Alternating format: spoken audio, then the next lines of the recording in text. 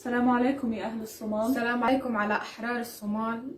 تحية لكم من قلب قصف غزة. احنا قاعدين بنصور لكم فيديو لكم من نصف غزة، من الدمار والقصف واللي بيصير كل يوم فينا. احنا يعني نعمل فيديوهات وبتنزل على القناة بهاي الأوضاع، لكنه احنا كتير تعبانين، واعذرونا لو في صوت بالفيديو خطأ او انه احنا مش قادرين كتير نحكي، يعني لو انتم ملاحظين او وجوهنا كتير تعبانة. فاحنا اليوم بنعملكم الفيديو عشان نشكركم، وعشان اليوم كمان احنا ليش بدنا نشكرهم؟ لدعمهم إلنا ولدعمهم القضية الفلسطينية. رح نشوف مظاهرات عن مظاهرات صومالية طلعت في الصومال لدعم القضية الفلسطينية، طبعا القدس وغزة، وهلأ رح نعمل ردة فعل عليها. مهم كتير انه احنا ننشر الفيديو بكل مكان، لانه برضه الفيديو بوصل فكرة من غير ما يكون له علاقة بخوارزميات اليوتيوب والسوشيال ميديا اللي بتحذفها. يعني ما فيش فيه انفجارات او ما فيش فيه كلمات زي الحروب وهي الاشياء في نص الفيديو، فما بيقدر يحذفه إلنا. وبنفس الوقت بنوصل فكرة كتير منيحة لكل العالم، فانشروا الفيديو بكل مكان. ويلا نبلش. يلا نبلش بالفيديو. الله أكبر. هذا وين بالضبط بالصومال؟ مقديشو. مقديشو العاصمة. هنا مرفوع زي اشي بالعربي، استني نسيت ما شفتوش. قد بيجي الكوفية. طبعا احنا مش فاهمين كلامها طبعا، بس حسب ما انا شفت بتحكي عن انه في العيد حكت عيد وحكت في العيد لما طلعوا. لا، اول ايام العيد. هي ممكن تكون كمان بتحكي عن العيد ايش صار في العيد احنا. يعني انه عيد العيد يعني القصف اللي صار في اخر ايام رمضان كمان. شعب فلسطين مكتوب انا الصومالي. شوف كيف بنت صغيرة. ايوه انا الصومالي، اقسم بالله انا معكم. اقسم بالله انا معكم. هي سمعناها بالهيك اللي دائما بتكون في التيك توك وهيك اشياء مشهورة كثير الاغنية. طبعا شوفوا هلا كيف الناس كلها طالعة وماسكة علم فلسطين. الحطة الفلسطينية.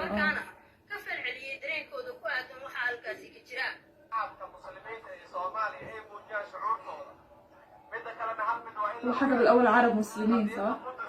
مسجد الاقصى مع قضيه فلسطين كليا وقضيه اسلام وقضيه اسلام كوتار.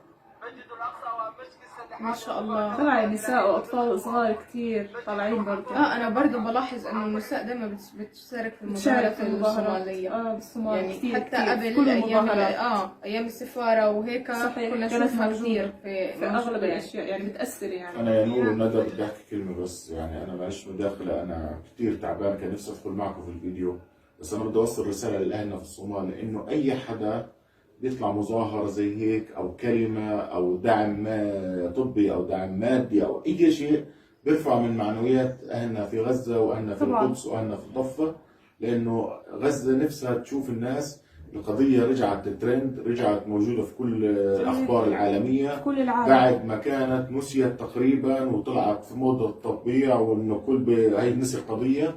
فلا، اليوم انتم بوجودكم في الشوارع برفقوا علم فلسطين بالمقوله المشهوره هذه ان احنا مع فلسطين. انا صومالي هيك هذا ايوه بالضبط، وانتشرت على تيك توك. هذا بيرفع من معنويات كل شبل فلسطيني في غزه، وانا بشكركم وبنقول لكم اهل غزه بشكركم جدا، واستمروا في هذه المظاهرات. حتى الدعم النفسي مهم جدا لصمودنا. تفضلوا يا نور. خلينا نكمل.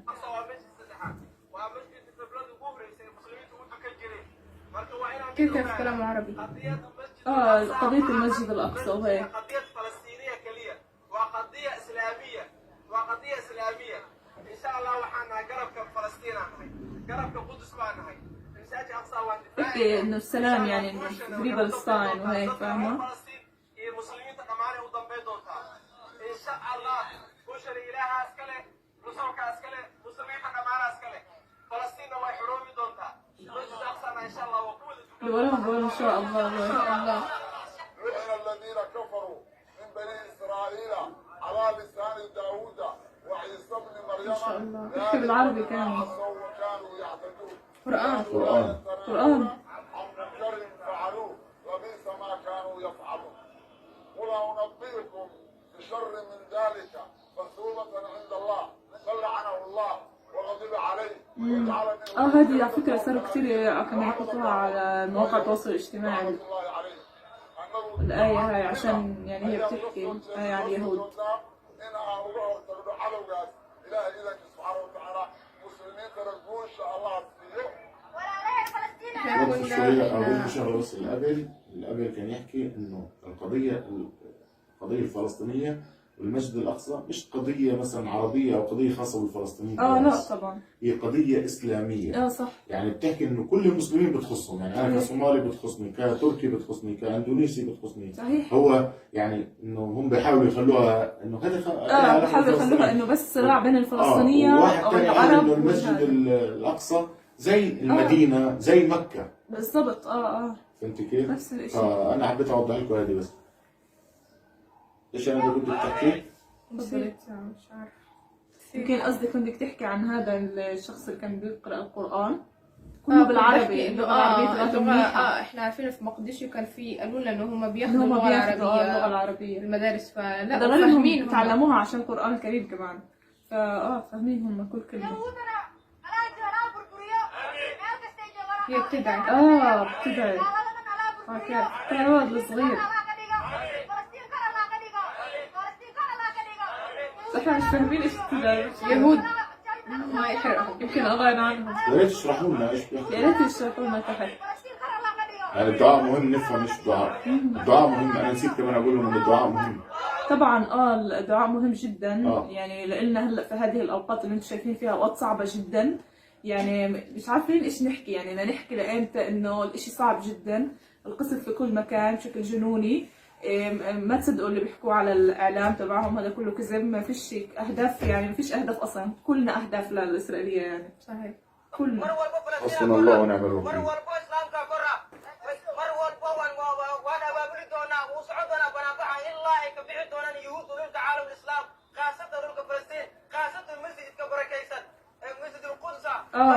مسجد الأقصى. مسجد القدس. شمال جدعان؟ لا اشي هيك بس احنا مش فاهمين. خلينا يترجموا لنا. ممكن انتوا ترجموا لنا ايش بيحكوا، لانه هم بيحكوا عربي شوية عربي كلمات والباقي صومالي، فاحنا مش فاهمين منيح. بحكي فعلا المسجد الأقصى برضه بس احنا فاهمين مقدس ايش وإنه هم بيشبه يعني برضه مكة شعورهم. والمدينة. سمعتوا أنا. فاهمين يعني انه احنا قد ايش شعورهم، انه هم ايش بيحكوا، وانه القضية الفلسطينية وعنها، وانهم مع القضية الفلسطينية طبعا.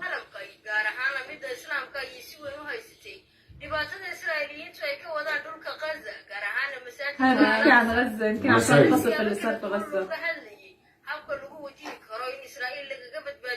مشكلة أنا أول مرة أشوفهم لابسين العباية بألوان مختلفة زي هيك. الجلابية يعني. احنا عملنا هذا الفيديو لنشكر اخواننا، وانه نشكر احنا عارفين إخواننا في برضه رغم الصومال طبعاً. الظروف في متذكرين. فيديوهات ثانية رغم بعتوا لي فيها. طبعا بعثوا لي كم من فيديو. طبعا هو يعني دقايق صغيرة، بس هو هيك يعني بيفرجيك أكثر من المظاهرات من أكثر من منطقة. هنا أول فيديو. هذا شوفوا بعدد قديش اكبر. هذا عدد كتير كبير. العدد هنا طالعين كتير. ترى بيحكوا القدس، مسجد الأقصى. الله أكبر. بنروح بدلنا في ديك يا أقصى. ما شاء الله. طلع كتير. محطة فلسطينية صح، حطها هيك. شوفي فوق.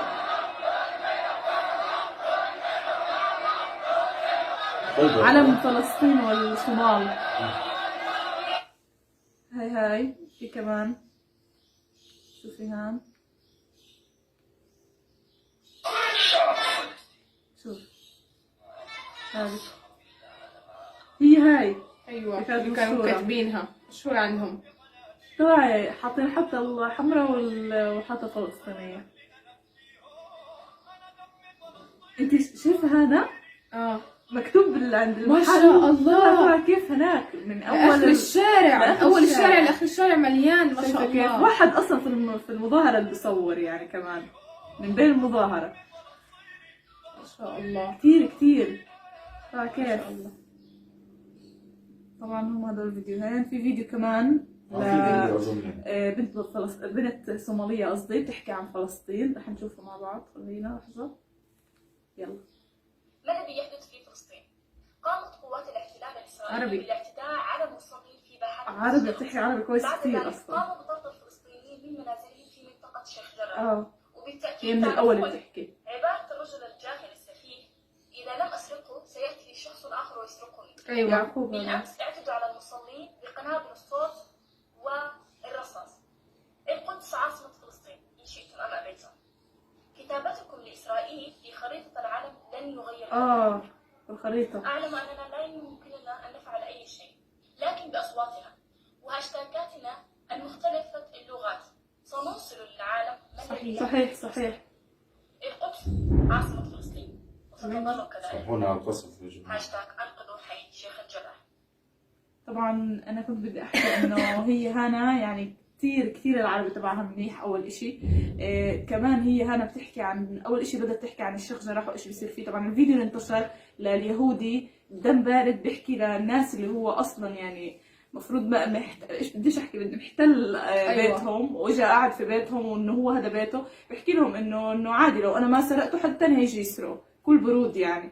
فهذا الفيديو انتشر كثير طبعا. فهي بتحكي عنه، بتحكي يعني انه بتحكي عن فلسطين، بتحكي عن القضية الفلسطينية، بتحكي ان احنا بدنا ننشر هاي الهاشتاجات في كل مكان، وانشروا هاشتاج انقذوا حي الشيخ جراح حتى لو انتم مش قادرين تعملوا اشي يعني، بس الكلمات هاي بتأثر كثير مهمة جدا فهي بتحكي عن هذا الشيء. وكثير هي رائعة يعني. لخصت حتى كل تعبيرها القضية تعبيراتها لسه بدي احكي تعبيراتها ما شاء الله وكلامها عليها. عليها كثير.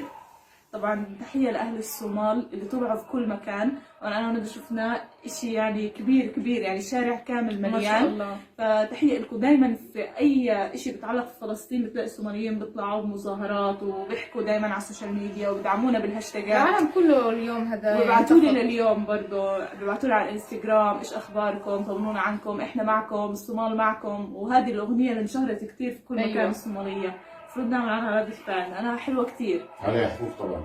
على حق طبعا نشر للاسف. لا للاسف عليها في كثير على فكره اغاني رائعه اغانينا حلوه. الفلسطينيه عليها حقوق طبع ونشر هاي للأسف. في اليوتيوب يعني. في كثير اغاني شركات حلوه. اخذتها وعملت عليها حقوق طبع ونشر، فما بنقدرش صحيح. للاسف حتى هذه اللقطه ممكن نكون الصوت عليها نشيله لانه يمكن نشيل. عند ماما برضه نفس الشيء عمل عليها حقوق طبع ونشر للفيديو كله.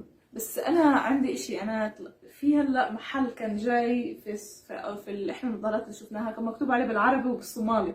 هذا الاشي لفتني يعني، اشي حلو كثير مع انه مش مفروض يكتب عليه بالعربي. يمكن عادي. اللغه الصوماليه مثلا تكتب باللغه العربيه زي لغه كثير لا يعني كانوا الاحرف كاتبين فوق بالصومالي وتحت بالعربي يعني زي الترجمه. والله حلو. ان شاء الله حلو كثير. كويس كثير شيء كويس. حلو. شكرا لكم كثير. احنا كثير بنقدر تضامنكم معنا ووقفتكم جنبنا معنويا وبكل السبل. انشروا الهاشتاج في كل مكان، انقذوا حي الشيخ جراح، غزة تحت القصف، فري فلسطين، بالانجلش وبالعربي وبكل المناطق. انشروه، كثير مهم الهاشتاج وكثير مهم ان نوصل صوتنا لكل العالم. شكراً لكم كتير. دعائكم معنا كثير مهم. دعاء يا جماعه مش بس اهل الصومال، اي حدا حضر الفيديو هذا من كل المغرب من الجزائر.